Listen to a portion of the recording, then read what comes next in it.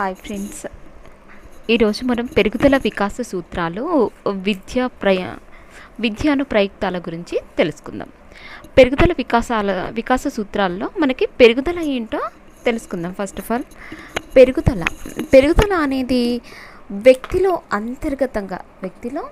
అంతర్గతంగా మరియు బహిర్గతంగా జరిగే అవయవాల అభివృద్ధినే పెరుగుదల అంటారు. మనం షార్ట్కట్లో తెలుసుకుందాం ఫ్రెండ్స్, ఫాస్ట్గా ఫినిష్ చేసుకుందాం ఈ పెరుగుదల అనేది.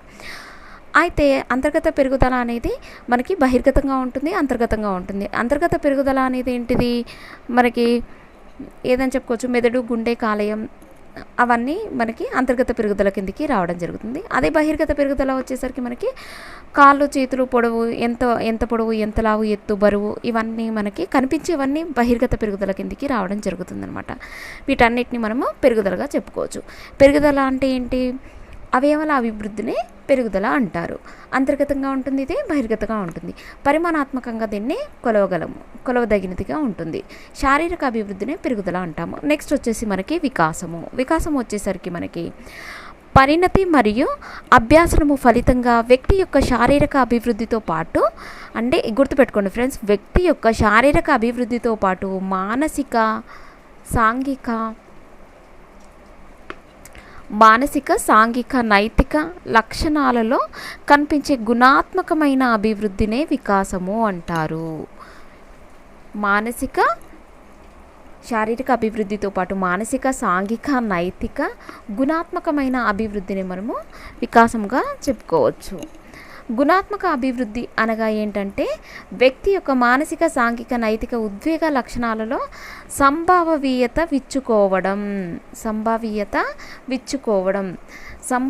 విచ్చుకోవడం అనేది దేని కిందికి వస్తుంది అని మనకి క్వశ్చన్ ఇచ్చారనుకోండి, పెరుగుదలనా, వికాసమా, పరిపక్వతనా, పరిణితియా అని అంటే మనకి వికాసం కిందికి రావడం జరుగుతుంది. సంభావ్యత విచ్చుకోవడం అనేది గుణాత్మక అభివృద్ధి గురించి తెలియజేస్తుంది. వ్యక్తి యొక్క మానసిక, సాంఘిక, నైతిక ఉద్వేగాల్లో ఇది కనిపించడం జరుగుతుంది. ఈ మూడింటిని కలిపే మనకి వికాసంగా చెప్పుకోవచ్చు అన్నమాట. నెక్స్ట్ వచ్చేసి నిర్వచనాలు ఎవరు ఏ విధంగా చెప్పారో ఇప్పుడు మనము తెలుసుకుందాం. వికాసం గురించి, పరిణతి అనుభవాల ఫలితంగా ఒక క్రమ పద్ధతిలో సంభవించే అభివృద్ధికరమైన మార్పులు క్రమేపీ వికాసము ఏ విధంగా ఉంటుంది, గుణాత్మక, పరిమాణాత్మక మార్పుల్ని సూచిస్తుంది అనేసి మనకు ఎలిజబెత్ హర్లాక్ చెప్పడం జరిగింది. గుణాత్మక, పరిమాణాత్మక మార్పుల్ని సూచిస్తుంది అని ఎవరు చెప్పారు మనకి, ఎలిజబెత్ హర్లాక్ చెప్పడం జరుగుతుంది. ఒక్క నిమిషం ఫ్రెండ్స్, ఎలిజబెత్ హర్లాక్. అదేవిధంగా మనం ఒక్కటే ఫ్రెండ్స్, ఈజీగా మనం ఒక ట్రిక్తో గుర్తుపెట్టుకోవాలి, లేదంటే మనం మర్చిపోతాం. గుణాత్మక, పరిమాణాత్మక అనగానే మనకి ఎలిజబెత్ హర్లాక్ గుర్తు రావాలి. ఎలిజబెత్ హర్లాక్ అని అంటే మనకి ఎలిజబెత్ రాణి గుర్తుంటుంది కదా. ఎలిజబెత్ రాణి ఏ విధంగా ఉంటుందంట, మంచి గుణాత్మకంగా ఉంటుంది, పరిమాణాత్మకంగా ఉంటుంది అనేది అట్లా గుర్తుపెట్టుకోండి. నెక్స్ట్ వచ్చేసి ఆకారాలు, ప్రకార్యాలు అనగానే మనకి అండర్సన్ గుర్తుకు రావాలి. ఆకారాలు, ప్రకార్యాలు సమైక్యపరిచి విశదపరిచే క్లిష్ట ప్రక్రియనే వికాసం అన్నారు. ఎవరు, అండర్సన్ ఆకారాలు ప్రాకార్యాల గురించి తెలియజేసింది ఎవరు, అండర్సన్. ఆకారాలను మరియు ప్రాకార్యాలను సమైక్యపరిచి విశదపరిచే క్లిష్ట ప్రక్రియ వికాసం అని చెప్పింది ఎవరు, అండర్సన్. నెక్స్ట్ జీవ సంబంధిత మనం ఇదొకటి, జీవ సంబంధిత అని ఏడ వచ్చిన ఫ్రెండ్స్ ఒక్కటే గుర్తుపెట్టుకుని, క్రైగ్. జీవ సంబంధిత ప్రభావాల వల్ల జీవి యొక్క సంరచనలో, ఆలోచనలో, ప్రవర్తనలో మార్పు రావటమే వికాసం అని చెప్పింది ఎవరు, క్రైగ్ అనమాట. మార్పు రావడమే వికాసం అని చెప్పింది క్రైగ్. నెక్స్ట్, ఒక వికాసానికి తప్పనిసరిగా కావాల్సింది తగిన పరిపక్వత మరియు అభ్యాసం. ఒక వికాసానికి తప్పనిసరిగా కావాల్సింది ఏంటిది, పరిపక్వత ఉండాలి, పరిపక్వతతో పాటు మరియు అభ్యాసం కూడా జరగాలి. వికాసము is equal to F into పరిపక్వత, ఎఫ్ బ్రాకెట్ పరిపక్వత ఇంటూ అభ్యసనం. వికాసము ఈజ్ ఈక్వల్ టు ఎఫ్ పరిపక్వత ఇంటూ అభ్యసనం. గుర్తుపెట్టుకోండి ఫ్రెండ్స్, ఇంపార్టెంట్. వికాసం is equal to F whole bracket పరిపక్వత ఇంటూ అభ్యసనం. పరిపక్వత లేకుండా అభ్యాసనం చేసిన వికాసము జరగదు. పరిపక్వత లేకుండా అభ్యాసనం చేసినా కూడా వికాసం అనేది జరగదు. వికాసమునకు ముఖ్యంగా కావాల్సింది ఏంటిది మనకి పరిపక్వత ఉండడం వల్లనే అభ్యాసనం కూడా జరుగుతుంది. పెరుగుదల ఉన్నా లేకపోయినా కూడా మనకి పరిపక్వత ఉన్నట్లయితే వికాసము ఆటోమేటిక్గా జరుగుతుంది. పరిపక్వత ఉండి అభ్యాసనము చేయకపోయినా వికాసం జరగదు.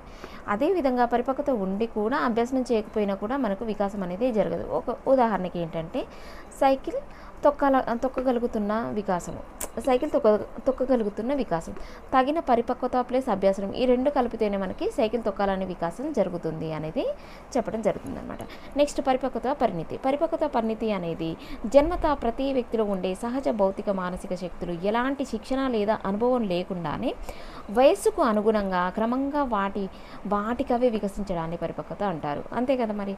జన్మత ప్రతి వ్యక్తిలో ఉండే సహజ భౌతిక మానసిక శక్తులు లాంటి శిక్షణ లేదా అనుభవం లేకుండానే వయసుకు అనుగుణంగా క్రమంగా వాటికవే వికసించడాన్ని పరిపక్వత అంటారు. ఈ పరిపక్వత అనేది ఎలాంటి అభ్యసనం ద్వారా కానీ శిక్షణ ద్వారా కానీ అభివృద్ధి చెందదు. ప్రతి వ్యక్తిలో ఏది ఎప్పుడు జరగాలో క్రమంగా జరుగుతూనే ఉంటుంది. దాన్నే పరిపక్వత అంటారు. అంటే ఎగ్జాంపుల్ ఒక శిశువు ఉన్నాడు అనుకోండి. ఫస్ట్ ఏం చేస్తాడు? వాడు ఏడుస్తాడు. ఏడుపు తర్వాత వాడు బోర్ల పడడం, ఆ తర్వాత కూర్చోవడం, తర్వాత నించోవడం, తర్వాత నడవడం, అట్లా క్రమ పద్ధతిలో జరుగుతుంటుంది. ప్రతి ఒక్క మానవుడిలో కూడా ఇదే ప్రాసెస్ జరుగుతుంది అని తెలియజేసేదే మనకి పరిపక్వత చెప్పుకోవచ్చు. నెక్స్ట్, వ్యక్తి అనువంశిక లక్షణాల్లో సహజంగా సంభవించే అభ్యాసన ప్రమేయం లేని పరిమాణాత్మక గుణాత్మక మార్పుల్ని సూచించేది పరిపక్వత. వ్యక్తి అనువంశిక లక్షణాలలో సహజంగా సంభవించే అభ్యాసన ప్రమేయం లేని పరిమాణాత్మక గుణాత్మక మార్పుల్ని సూచించేదే పరిపక్వత. నెక్స్ట్, పరిపక్వత అనేది జీవి యొక్క జీవిత వలయంలో జన్యువుల యొక్క ప్రభావాలతో కార్యక్రమయుతంగా పనిచేసే ప్రక్రియ మరియు అభ్యాసం యొక్క ప్రమేయం లేకుండా ఒక క్రమమైన పద్ధతిలో జరిగే శారీరక మానసిక వికాస ప్రక్రియే పరిపక్వత అని తెలియజేసింది గెస్సెల్. శారీరక మానసిక వికాస ప్రక్రియ పరిపక్వత అని తెలియజేసింది ఎవరు? మనకి గెస్సెల్ తెలియజేయడం జరిగింది.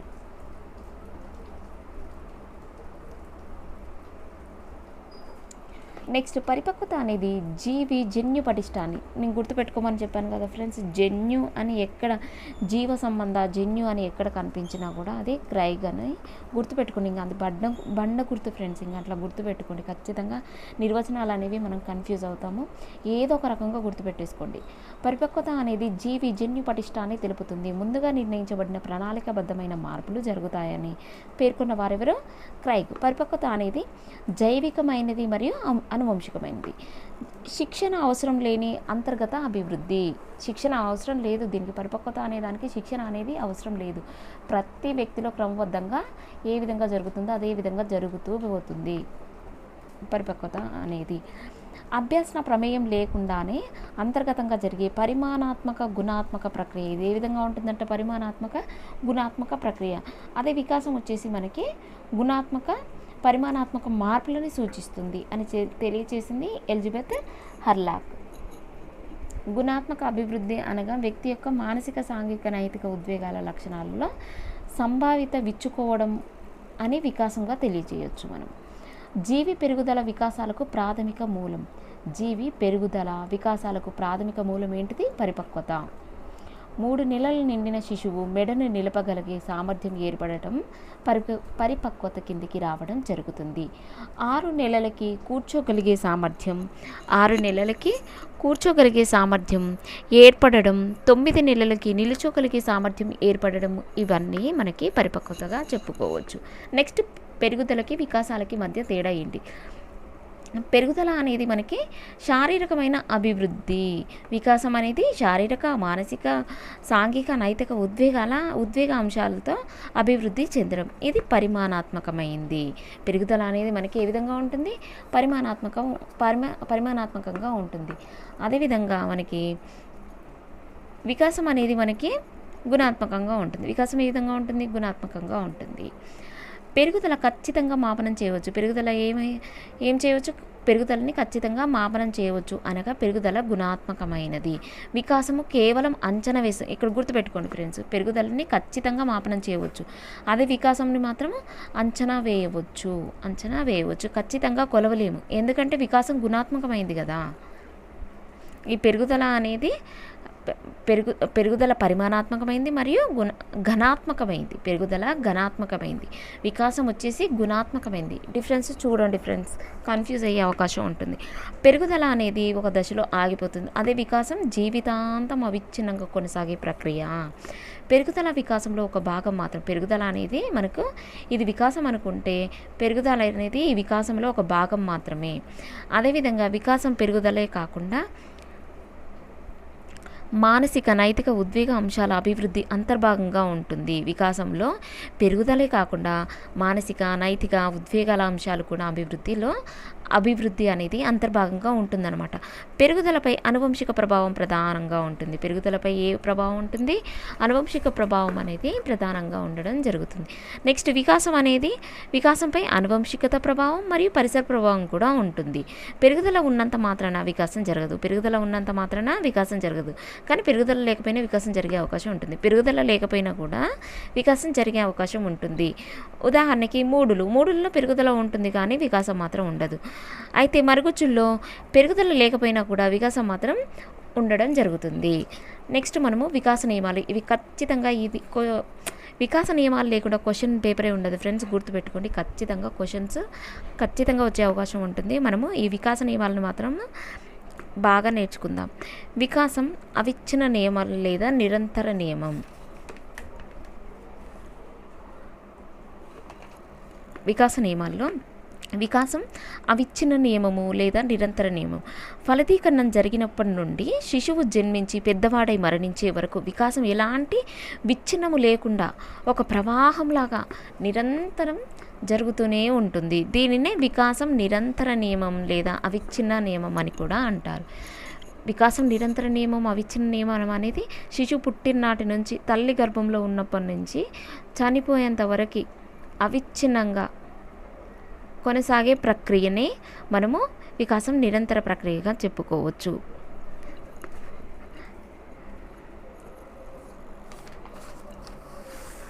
నెక్స్ట్ మనము వికాసము దిశా నియమం లేదా వికాసము 2 నిర్దేశ పోకడలను కలిగి ఉంది. పోకడ నియమము. వికాసం దిశా నియమము లేదా 2 నిర్దేశ పోకడల నియమము. వికాసము 2 నిర్దిష్ట దిశల్లో జరుగుతుంది అని ఈ నియమం తెలియజేయడం జరుగుతుంది.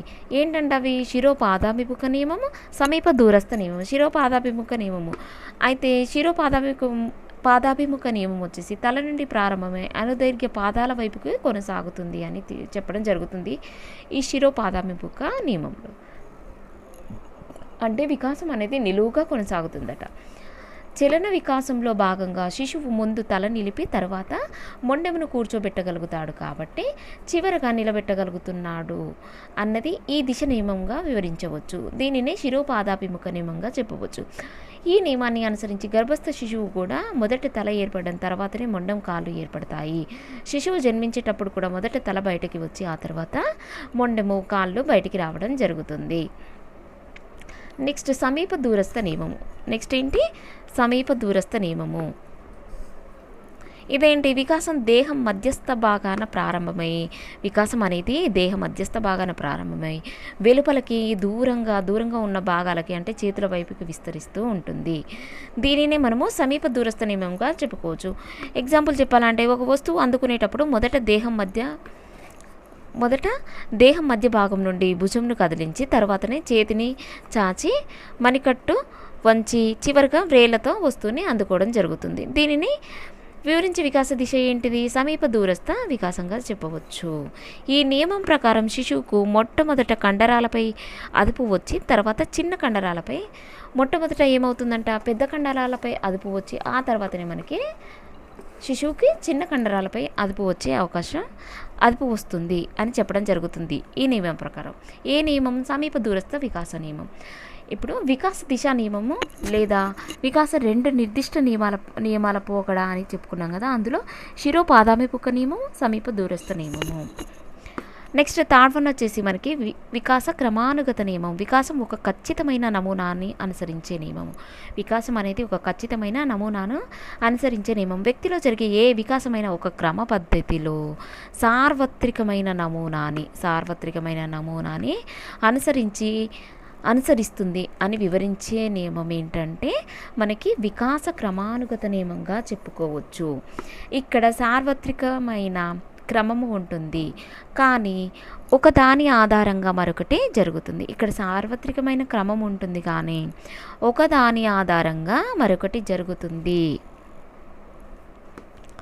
దీనిని మనము వికాస క్రమానుగత నియమము అంటాము. సారీ ఫ్రెండ్స్, ఇది సార్వత్రికమైనది కానీ ఒకదాని ఆధారంగా మరొకటి ఉండదు, గుర్తుపెట్టుకోండి. సారీ, ఒకదాని ఆధారంగా మరొకటి ఉండదు. ఈ క్రమము ప్రతి శిశువులో ఉంటుంది, ఒకే దశలో ఉంటుంది. ప్రతి శిశువులో ఉంటుంది, ఒకే దశలో ఉండడం జరుగుతుంది. నెక్స్ట్ అయితే అప్లికేషన్ వచ్చేసి మనకి ఒక ఎగ్జాంపుల్ చూద్దాం.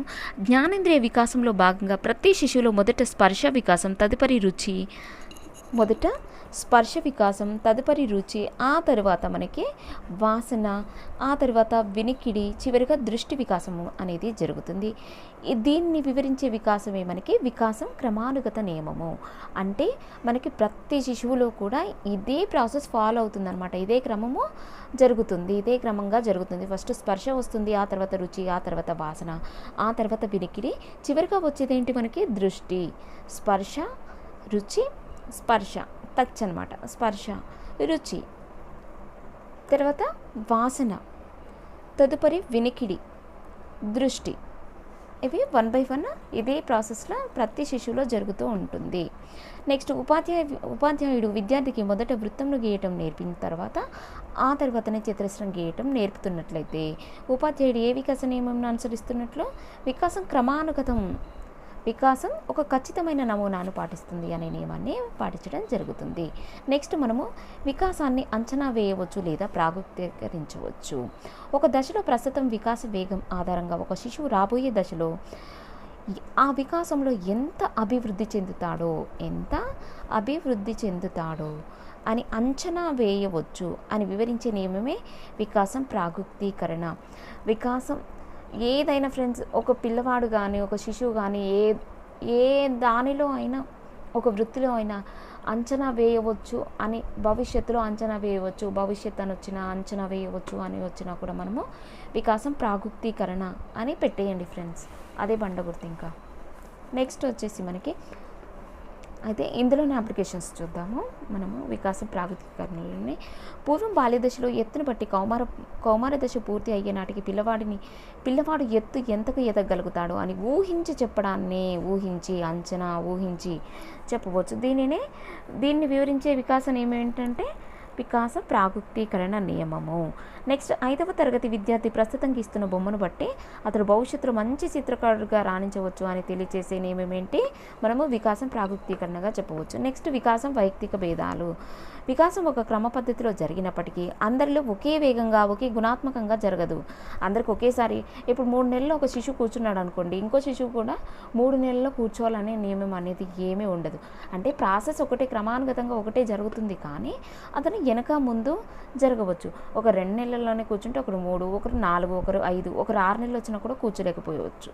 అట్లా ఉంటుంది. అంటే వికాసం అనేది వైయక్తిక భేదాల నియమాన్ని పాటిస్తుంది అనేది దీని యొక్క అర్థం అనమాట.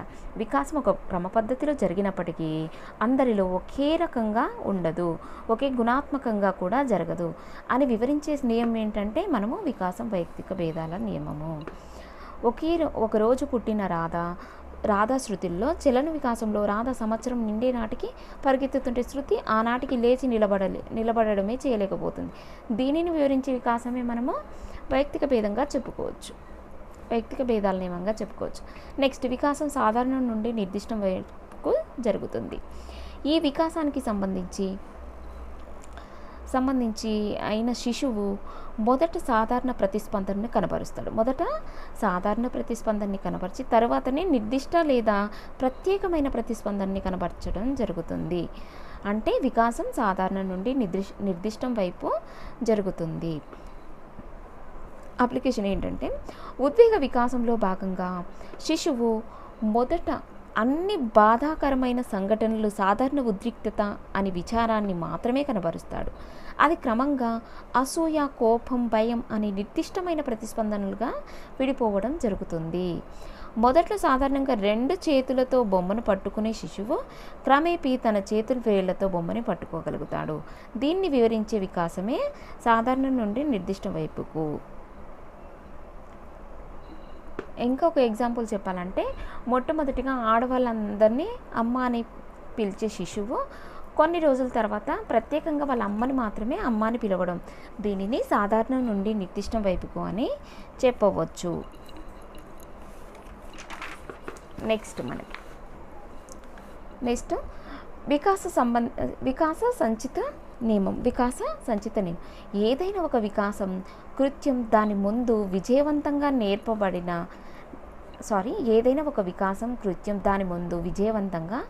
నెరవేర్చబడిన వికాస కృత్యం ఆధారంగా జరిగినట్లయితే వికాసం సంచిత నియమం అంటారు. ఇప్పుడు చూడండి ఫ్రెండ్స్, ఏదైనా ఒక వికాస కృత్యం అనేది దాని ముందు విజయవంతంగా నెరవేర్చబడిన వికాస కృత్యం ఆధారంగా జరిగినట్లయితే దానిని వికాస సంచిత నియమంగా చెప్పవచ్చు. Example note. ఈ నియమంలో ఒక వికాస కృత్యం ఆధారంగా అనేది మనకి గుర్తుంచుకోండి ఫ్రెండ్స్. ఆధారం అనేస్తే అంటే ఒక దాని ఆధారంగా ఇంకోటి చేసాము అని వచ్చిందని అంటే ఖచ్చితంగా అది వికాస సంచితమైన సూత్రం కిందికి రావడం జరుగుతుంది. ఖచ్చితంగా గుర్తుపెట్టుకోండి ఫ్రెండ్స్. ఇది మన క్రమానుగతానికి సంచితమైన దానికి చాలా కన్ఫ్యూజ్ అయ్యే అవకాశం ఉంటుంది. ఒక దాని ఆధారంగా చేసేదేమో సంచితమైతే, ఒక క్రమ పద్ధతిలో చేసేది మనకి క్రమానుగత నియమంగా చెప్పుకోవచ్చు. ఒక విద్యార్థి రేఖాఖండమును గీయటం నేర్చుకుని దాని ఆధారంగా చతురస్రం గీయటం, చతురస్రం ఆధారంగా దీర్ఘచతురస్రాన్ని గీయటం అనేది నేర్చుకున్నట్లయితే దీనిని వివరించే వికాస నియమం ఏంటి? వికాస సంచిత నియమము. ఒక ఉపాధ్యాయుడు కూడికల ఆధారంగా గుణకారాల ఆధారంగా తీసివేతల ఆధారంగా మనకి భాగాహారాలు విద్యార్థులకు నేర్పినట్లయితే ఉపాధ్యాయుడు అనుసరించే నియమం ఏంటి? మనకి వికాస సంచిత నియమంగా చెప్పుకోవచ్చు. నెక్స్ట్, వికాసం అన్ని దశల్లో ఒకే రకంగా జరగదు. వికాసం జీవిత పర్యాంతం జరిగినప్పటికీ అన్ని దశల్లో ఒకే రకంగా జరగదు. కొన్ని దశల్లో ఎక్కువ వేగంతోనూ కొన్ని దశల్లో తక్కువ వేగంతోనూ జరుగుతుంది అని వివరించే నియమమే వికాసం అన్ని దశల్లో ఒకే రకంగా జరగదు అనే నియమము. శైశవ దశలో మిగిలిన అన్ని దశల కంటే పెరుగుదల అత్యంత వేగంగా ఉంటుంది. ఏ దశలో? శైశవ దశలో. అలాగే ఉత్తర బాల్య దశలో పెరుగుదల అనేది మిగిలిన అన్ని దశల కంటే చాలా నెమ్మదిగా జరుగుతుంది. దీనిని వివరించే వికాసం ఏమిటంటే వికాసం అన్ని దశలో ఒకే రకంగా జరగదు. నెక్స్ట్, వికాస సమైక్య నియమము. వికాస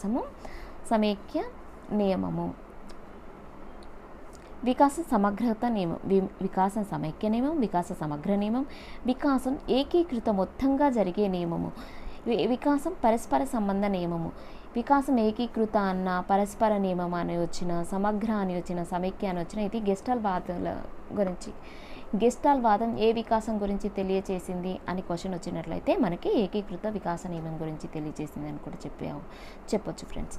వ్యక్తిలోని వివిధ వికాసాలన్నీ విడివిడిగా కాక అన్నీ కలిసి సమైక్యంగా పనిచేసే వ్యక్తి యొక్క సంపూర్ణ వికాసం జరుగుతుంది అని వివరించేసి వికాస సూత్రం ఏంటి అంటే వికాసం పరస్పర సంబంధ నియమంగా చెప్పుకోవచ్చు. వికాస సంబంధ నియమం. దృఢమైన మనసులో దృఢమైన ఆరోగ్యం ఉంటుంది అని మనకి ఎవరు తెలియజేశారు? అరిస్టాటిల్. దృఢమైన మనసులో దృఢమైన ఆరోగ్యం. మానసిక వికాస లోపంలో ఉన్న విద్యార్థి మిగిలిన అన్ని వికాసాల్లో వెనుకబడిపోయి ఉంటాడు. అతడిలో సంపూర్ణ వికాసం జరగదు. దీనికి కారణం వివరించే వికాసం ఏంటి? వికాసం పరస్పర సంబంధం. వికాస పరస్పర సంబంధ నియమంగా చెప్పుకోవచ్చు. ఓకే ఫ్రెండ్స్, ఇంతటితో మనకి పెరుగుదల, వికాసం, పరిపక్వత అనేది కంప్లీట్ అయింది. అదేవిధంగా మనము వికాస సూత్రాలని కూడా తెలుసుకున్నాం.